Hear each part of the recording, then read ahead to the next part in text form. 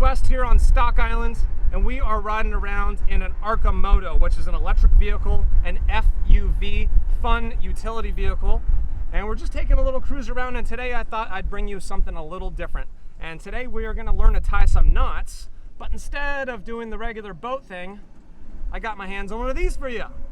And so we're gonna drive around and we're gonna see if we can use this vehicle to help teach you how to tie an amazing knot that has some very specific uses that is gonna come in very handy for you while you're sailing. It's called the sheet bend. So let's go check it out.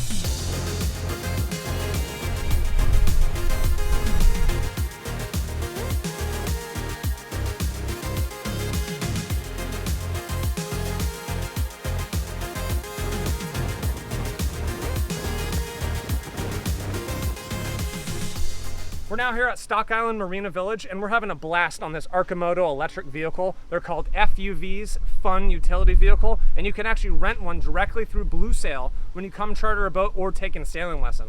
So I highly recommend it. So anyway, I wanted to take this opportunity to use this Arcimoto and teach you a new knot.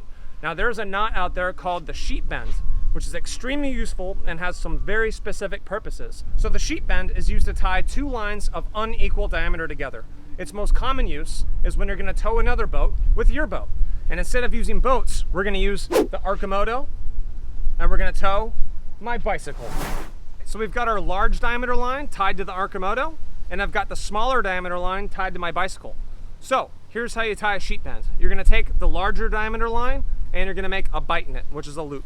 And you're gonna take your smaller line and then you go through the bight, around the bight, and then you're just gonna tuck itself right under itself.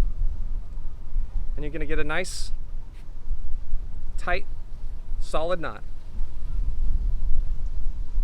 All right, so we're all tied up and ready for the tow.